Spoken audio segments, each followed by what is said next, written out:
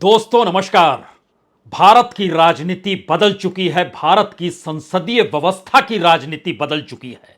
संसद के भीतर अगर आपके पास ताकत है, न सिर्फ बहुमत की ताकत, बल्कि इतनी ताकत लोकसभा और राज्यसभा दोनों जगहों पर है जहां पर आप लगातार बहुमत में रहे, तो फिर आप इस देश के भीतर अब कुछ भी कर सकते हैं।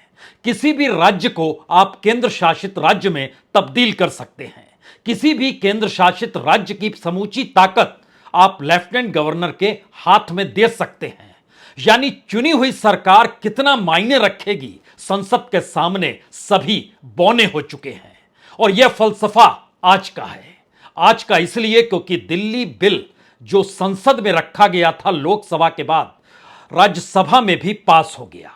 राज्यसभा में बीजेपी के पास जो वोटों की तादाद थी वह 131 थी, और जो इंडिया दूसरी तरफ खड़ा था, कांग्रेस समेत तमाम विपक्षी राजनीतिक दलों के सांसदों की मौजूदगी या कहें राज्यसभा सदस्यों की मौजूदगी, तो उनकी कुल ताकत 102 की थी। यानी एक तरफ 131 और दूसरी तरफ 102। और यह ताकत भारत के भीतर किसी भी परिस्थिति को डिगा सकती है। और अब यह कल्पना के परे है कि किसी चुनी हुई सरकार की ताकत को संसद कैसे अपने हाथों में ले सकती है और उसके बाद तमाम तर्कों को गढ़ सकती है। क्योंकि अब यह नया सिलसिला इस देश के भीतर उस राष्ट्रपति शासन के आगे की व्यवस्था का चेहरा है जिसमें आप संपूर्ण तरीके से पूरी व्यवस्था को ही बदल डालते हैं। क्योंकि याद कीजिए, इंदिरा गांधी के दौर में अक्सर जिक्र होता था राष्ट्रपति शासन लग गया। और यह सच भी है कि इंदिरा गांधी के दौर में सबसे ज्यादा 50 बार राष्ट्रपति शासन अलग अलग राज्यों में लगा। और इस देश के भीतर तकरीबन 125 से ज्यादा बार, तकरीबन 132 बार इस देश के भीतर में राष्ट्रपति शासन लगा है। लेकिन अब सवाल राष्ट्रपति शासन के आगे का है, क्योंकि राष्ट्रपति शासन तो चंद दिनों के लिए होता है, कुछ महीनों के लिए होता है, कभी कभी साल भर भी होता है। लेकिन जिस व्यवस्था के तहत इस दौर में राज्य को केंद्र शासित प्रदेश में बदलना और किसी केंद्र शासित प्रदेश की समूची ताकत को अपने हाथों में ले लेना और वहां की चुनी हुई सरकार को पूरे तरीके से हाशिए पर ढकेल देना, और स्थिति ऐसी आ जाए कि जो नौकरशाह है वह मुख्यमंत्री से ज्यादा ताकतवर नजर आने लगे। जो भी नई नियुक्ति हो, जो भी ट्रांसफर हो, उस पर मुख्यमंत्री का कोई हस्तक्षेप करने की ताकत उसके पास ना बच पा रही हो। यानी दिल्ली की जनता ने जिस पॉलिटिकल पार्टी को चुना या जिस नेता को चुना, उसके पास कोई ताकत नहीं है। और जो तर्क गढ़े गए आज पार्लियामेंट के भीतर, हो सकता है आप इस देश के किसी भी राज्य को लेकर यह परिभाषा गढ़ सकते हैं और उसके बाद यह सवाल खड़ा कर सकते हैं कि आखिर क्यों नहीं इस राज्य को केंद्र शासित राज्य में तब्दील कर दिया जाए। ठीक वैसे ही जैसे जम्मू कश्मीर को भी 2 केंद्र शासित राज्यों में बदल दिया गया, और उसी तरीके से दिल्ली जो पहले से केंद्र शासित था, उसकी ताकत केंद्र सरकार ने अपने हाथ में ले दी और एलजी को वहां पर सबसे सुपर सीएम के तौर पर नियुक्त कर दिया। आइए जरा एक एक पन्ने को आज पढ़ें, समझें और खोलें कि भारत की राजनीति आज बदल कैसे गई। 131 वोट पक्ष में थे जो दिल्ली का बिल आया था, और कमोवेश यह समझना होगा कि बीजेपी के पास अपने 92 यानी 92 सांसद थे, जिसमें 5 नॉमिनेटेड थे। इसके अलावे एनडीए की ताकत अगर उसमें साथियों को जोड़ दिया जाए तो 11 और जोड़ लीजिए, यानी 103 की ताकत के साथ खड़ी हुई थी एनडीए। इसके बाद साथ में एआईडीएमके था, आरपीआई थी, एजीपी था, पीएमके था, तमिल एमके था, नेशनल पीपुल्स पार्टी थी, मिजो नेशनल फ्रंट था, यूनाइटेड पीपुल्स पार्टी थी, इसमें नवीन पटनायक की बीजेडी भी थी, इसमें वाईएसआर कांग्रेस यानी जगन रेड्डी की पार्टी भी थी जिनके 9 सांसदों की मौजूदगी है, और बीएसपी की मौजूदगी, टीडीपी की मौजूदगी, जेडीएस की मौजूदगी। ये सारी परिस्थितियों के बाद 131 का आंकड़ा बिल के पक्ष में पड़ा, और विपक्ष में एनडीए एकजुट था।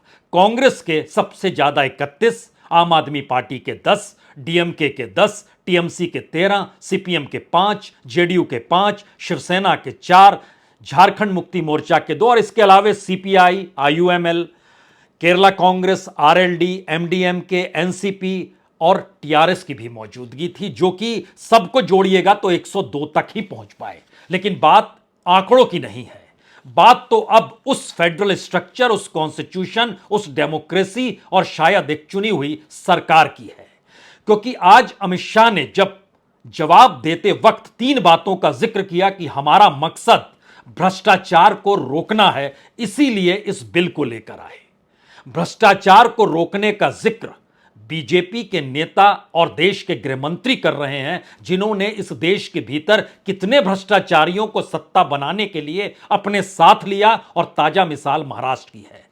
दूसरा उद्देश्य उन्होंने बताया कि सब कुछ संविधान के मुताबिक है, संविधान की परिभाषा को कैसे गढ़ा जाए और उसकी ऐसी परिस्थिति बनाई जाए जहां पर फेडरल स्ट्रक्चर कोई मायने ना रखे, तो संविधान के मुताबिक का जिक्र बार बार हुआ। और जो प्रावधान जिसका जिक्र किया गया कि संविधान का उल्लंघन नहीं करते हैं, और इस बात का जिक्र किया गया कि दिल्ली अन्य राज्यों से अलग है और इस बिल से सुप्रीम कोर्ट के किसी फैसले का उल्लंघन नहीं है, यानी सुचारू रूप से भ्रष्टाचार मुक्त शासन देने का जिक्र बीजेपी गृह मंत्रालय ने इस बिल के जरिए दिल्ली में केजरीवाल सरकार के हाथ से सारी ताकत छीनते हुए खुले तौर पर इस बात का ऐलान किया कि हमें जल्दबाजी इसलिए थी क्योंकि जब सुप्रीम कोर्ट ने फैसला सुनाया था 11/5/2023 को, तो 2 घंटे बाद से ही आम आदमी पार्टी विजिलेंस दफ्तर में पहुंचकर उन तमाम फाइलों को उठा रही थी जो शराब घोटाले से जुड़े थे। इस देश के भीतर उन्होंने इस बात का भी जिक्र किया कि पहली बार देखा गया कि आधी रात नहीं बल्कि सुबह के 2-3 बजे तक विजिलेंस दफ्तर के अंदर में खंगाली जा रही थी फाइलें। और यह बात का जिक्र करते ही हमें सीबीआई हेडक्वार्टर भी याद आता है, जहां देश के एनएसए ने एक ऑपरेशन किया था। सीबीआई के भीतर से कोई आवाज उस वक्त सीबीआई डायरेक्टर आलोक वर्मा ना निकाल सके।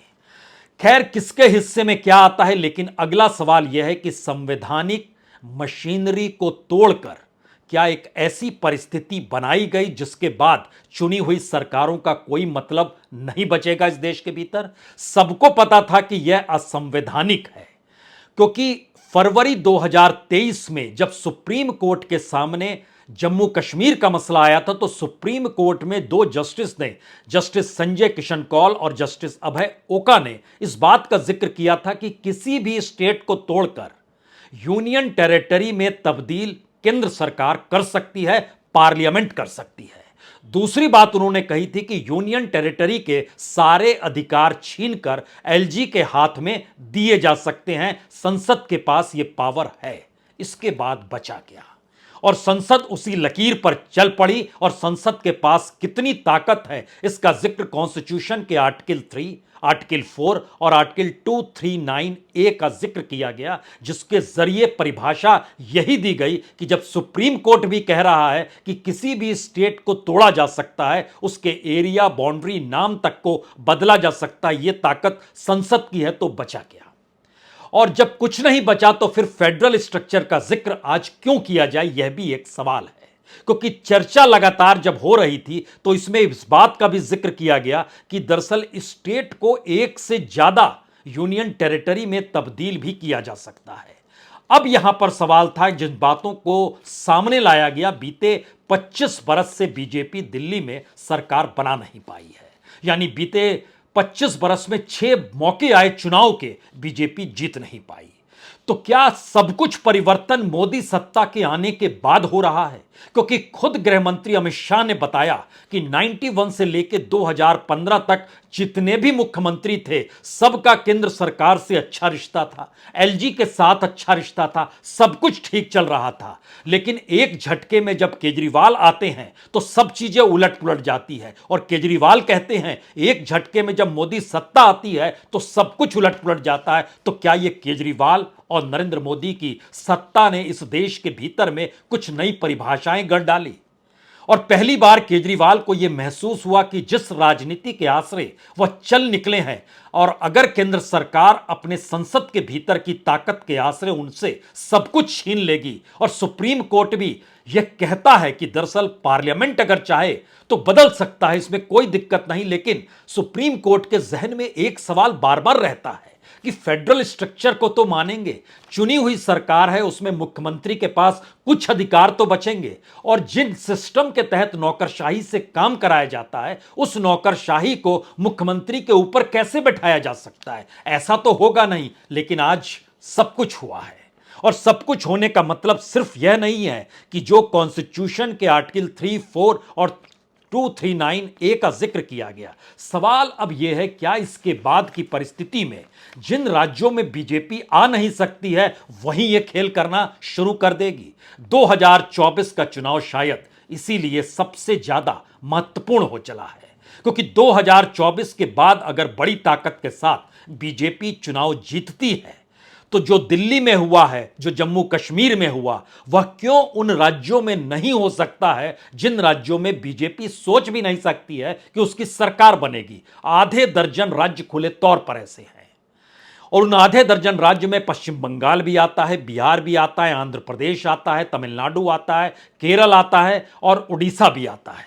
इन आधे दर्जन राज्यों में बीजेपी अपने बूते आ ही नहीं सकती है, और मुश्किल तो पंजाब में भी है। लेकिन अब केजरीवाल को एक जगह छेड़ा गया है तो पंजाब कब तक उनके पास रहेगा, यह भी अब सोचने की बात है, क्योंकि वह सीमावर्ती राज्य है और वहां की परिस्थितियों को लेकर जिक्र बार बार गृह मंत्रालय कर चुका है। और आज जिन तर्कों को गृह मंत्री ने गढ़ा है उसमें सारी चीजें अगर परखनी शुरू कर दें तो लगता ऐसे है कि इस देश के भीतर में तमाम राज्यों में एक आदर्श स्थिति है। ना तो वहां करप्शन है, ना वहां विधानसभा में कोई उठापटक है, ना ही गवर्नेंस के तौर पर कोई मुश्किल आती है, ना ही कैबिनेट की बैठक को लेकर कोई मुश्किल होती है, ना ही किसी पॉलिसी को लेकर कोई मुश्किल होती है। सब कुछ इस देश के भीतर में सब कुछ ठीक ठाक है, सिर्फ दिल्ली में ही गड़बड़ है। और यहीं से वो सवाल खड़ा होता है कि जब खुद बीजेपी को कटघरे में विपक्ष खड़ा करता है तो बीजेपी एक ही बात कहती है, जनता ने हमें चुना है, आप हम पर उंगली उठा नहीं सकते हैं। तो जनता ने केजरीवाल को भी चुना, जनता ने जम्मू कश्मीर के भीतर भी चुना, क्योंकि याद कीजिए जम्मू कश्मीर के भीतर परिसीमन के बाद जिस ताकत के साथ बीजेपी चुनाव लड़ रही थी, लेकिन बावजूद इसके वो कश्मीर में नहीं घुस सकी, जम्मू में जरूर घुस गई। तो ऐसी परिस्थिति पश्चिम बंगाल, बिहार, आंध्र प्रदेश, तमिलनाडु, केरल, उड़ीसा में क्यों नहीं आ सकती है, और पंजाब में क्यों नहीं आ सकती है? यहां पर बीजेपी अपने बूते आएगी नहीं। क्यों नहीं ऐसी परिस्थिति वो गढ़ेगी और बनाएगी जिसमें संसद की ताकत सब कुछ तय करे? हालांकि गृह मंत्री ये कहने से नहीं चूके, ये भ्रम की बात है कि हम दूसरे राज्यों में ऐसा प्रयोग करेंगे, यह सिर्फ यूनियन टेरिटरी में हो सकता है। लेकिन इस बात को वह छुपा गए कि सुप्रीम कोर्ट ने तो यहां तक कहा, जो फरवरी में जब वो सुना रहे थे अपना फैसला, कि अगर संसद चाहे तो किसी राज्य को यूनियन टेरिटरी में बदल सकती है। तो राज्य को यूनियन टेरिटरी में बदलना और यूनियन टेरिटरी के जरिए अपने पास समूची ताकत को ले आना, क्योंकि इससे पहले अगर आपके जहन में आए तो धारा 356 का खूब प्रयोग होता था, राष्ट्रपति शासन लगा दिया जाता था। और इस देश के भीतर में जो राष्ट्रपति शासन लगे हैं, अगर उसको आप परखें, 132 बार लगे हैं। कांग्रेस ने 90 बार राष्ट्रपति शासन लगाए, 42 बार दूसरों ने लगाए। इंदिरा गांधी ने 1966 से 77 के बीच 39 बार राष्ट्रपति शासन लगाया। लेकिन सवाल है कि उसके तुरंत बाद जनता पार्टी भी आई तो उसने भी एक झटके में कांग्रेस शासित 9 राज्यों में राष्ट्रपति शासन लगा दिया। लेकिन यह राष्ट्रपति शासन से आगे की कड़ी में हम आकर खड़े हो गए हैं, क्योंकि अगर आप राज्यवार भी परिस्थिति को समझना शुरू करें तो 2015 के बाद अगर कहीं पर राष्ट्रपति शासन लगा तो वह सिर्फ जम्मू कश्मीर है, जहां पर 2015, 2016 और 2019 में लगा। इसके अलावे राष्ट्रपति शासन अगर बिहार में भी देखें तो 1969 से 2005 तक 8 बार लगता है। दिल्ली में भी लगा है, और दिल्ली में जब लोकपाल बिल रखा गया था 2014 में और सरकार गिर गई थी, उस वक्त भी राष्ट्रपति शासन लगा था। लेकिन यह सब कुछ लिमिटेड होता है, यानी पहली बार सिस्टम को ही हमने इस तरीके से बना दिया कि अब वह एक अस्थाई व्यवस्था हो गई। तो इसमें फेडरल स्ट्रक्चर का जिक्र कहां पर होगा, इसमें राज्य के अधिकार कौन से होते हैं और जनता जिन्हें चुनती है, अब उसका सवाल कहां बचेगा, क्योंकि वह तो अपनी उस नुमाइंदे के पास जाती है अपने बातों को बताने के लिए और जरूरतों को मांगने के लिए, जिसको उसने वोट दिया है। किसी नौकरशाह को वोट तो नहीं दिया है। तो दिल्ली के भीतर कोई भी बोर्ड हो, किसी भी तरीके की कोई नियुक्ति हो रही हो, अब मुख्यमंत्री उस पर कुछ नहीं कर सकते हैं। 3 सदस्यीय होगी टीम, जिसमें 2 सदस्य सेक्रेटरी होंगे, एक मुख्यमंत्री बतौर चेयरमैन होंगे, लेकिन चेयरमैन की अकेले नहीं चलेगी, वो वोटिंग से चलेगा। 2-1 जहां पर होगा उसके पक्ष में होगा, और ये जो नौकरशाह होंगे यह केंद्र के अधीन होंगे, यानी उन्हीं के पैरोल पर होंगे, यानी उन्हीं के दिशा निर्देशों पर वह काम कर रहे होंगे। तो दिल्ली ने एक नया प्रयोग इस देश के भीतर में अस्थायी तरीके से दे दिया कि केंद्र सरकार अगर संसद में ताकतवर है और अपने बूते वह काम कर सकती है, तो फिर कोई मतलब नहीं है जनता के वोट का और चुनी हुई सरकार का। यह पहला मैसेज निकल कर आया। हमें लगता है यहां कुछ राज्यों का और जिक्र करते हैं, मसलन मणिपुर का जिक्र आज कर देते हैं, क्योंकि मणिपुर का भी सवाल आज संसद में चर्चा के दौरान उठा। लेकिन मणिपुर में 10 बार, सबसे ज्यादा बार राष्ट्रपति शासन लगा है। लेकिन ध्यान दीजिए, जब जब राष्ट्रपति शासन लगाए, अगर उस दौर को परखिएगा तो उस 10 राष्ट्रपति शासन के दौर में ऐसी स्थिति नहीं थी जो मौजूदा वक्त में इस वक्त मणिपुर की है। लेकिन केंद्र सरकार वहां राष्ट्रपति शासन नहीं लगाएगी, क्योंकि वहां पर बीजेपी की ही सरकार है, जो वहां के मुख्यमंत्री हैं वो बीजेपी के ही हैं।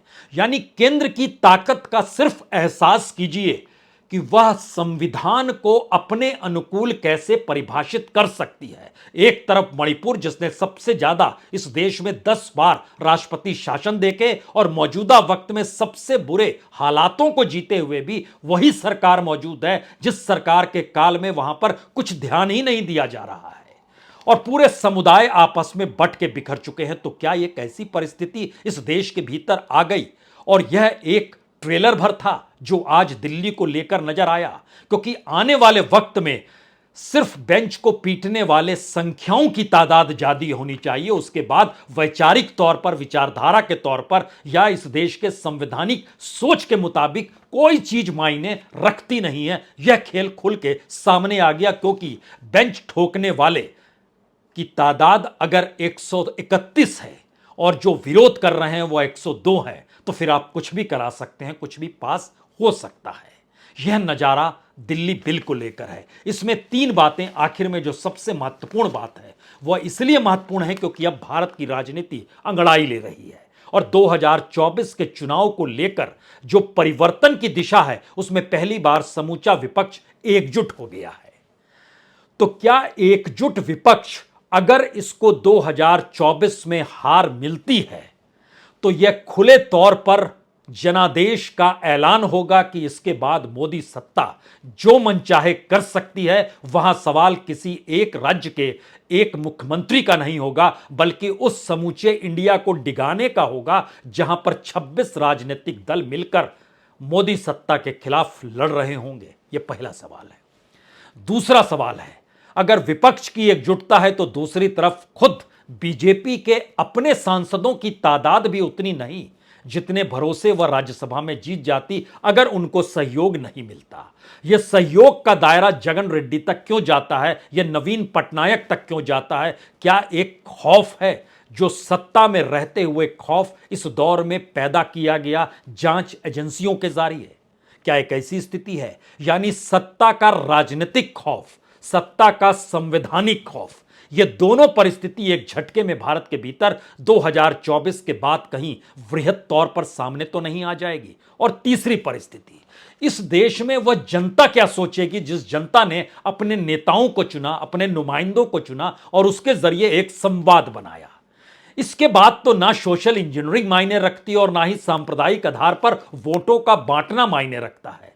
यह तो एक संविधान को अपने अनुकूल करते हुए ऐसी राजनीतिक व्यवस्था है जिसमें पार्लियामेंट के भीतर की ताकत किसी भी चुनी हुई सत्ता को डिगा सकती है। तो क्या यह तीसरा मैसेज इस देश के उस लोकतंत्र पर सीधा आघात है जो वोट के जरिए अपनी राजनीति को साधती है और वोट के जरिए इस देश में लोकतंत्र को जिंदा रखती है? इन 3 सवालों के इर्द गिर्द जो बड़ा सवाल 2024 की दिशा में जा चुका है, उसमें पहला मैसेज यही है कि चुनी हुई सरकार और चुनी हुई सत्ता संसद के सामने राज्य स्तर पर कोई मायने नहीं रखती है। यूनियन टेरिटरी यानी केंद्र शासित राज्य तो सोच भी नहीं सकता है। और कल तक जो फेडरल स्ट्रक्चर को जिंदा रखने की सोच हुआ करती थी और उसके जरिए जो खिलवाड़ राजनीति के जरिए होता था, अब उसके आगे की परिस्थिति आ गई है। बरसों बरस तक हम अस्थाई व्यवस्था यही रखेंगे और क्या सुप्रीम कोर्ट के भीतर वो मामला चाहे क्यों ना चल रहा हो, वो सब जुडिश हो या ना हो, क्योंकि आज व्याख्या करने के लिए कि सब जुडिश मामले के तहत पार्लियामेंट काम नहीं कर रहा है, बल्कि पार्लियामेंट लॉ को हिस्सेदारी के जरिए बांट नहीं रहा है, बल्कि अपने आप को लॉ के अंतर्गत ही डिफाइन कर रहा है। और इस बात को कहने के लिए कौन खड़ा हुआ? खड़े हुए रंजन गोगोई, चीफ जस्टिस रह चुके हैं, लेकिन इस समय नॉमिनेटेड है, सरकार ने उनको राज्यसभा का सदस्य बनाया है। तो उनके 3 तर्क जो थे वो खुले तौर पर थे कि पार्लियामेंट के आगे सुप्रीम कोर्ट की नहीं चलती है, सुप्रीम कोर्ट का कोई भी मामला पार्लियामेंट के आड़े नहीं आता है और पार्लियामेंट से बड़ा कोई नहीं है। नायाब राजनीति के दौर में, इस अमृतकाल में, नई व्यवस्था और राजनीतिक सोच के आंगन में आप सभी का स्वागत है। बहुत बहुत शुक्रिया, बहुत बहुत शुक्रिया।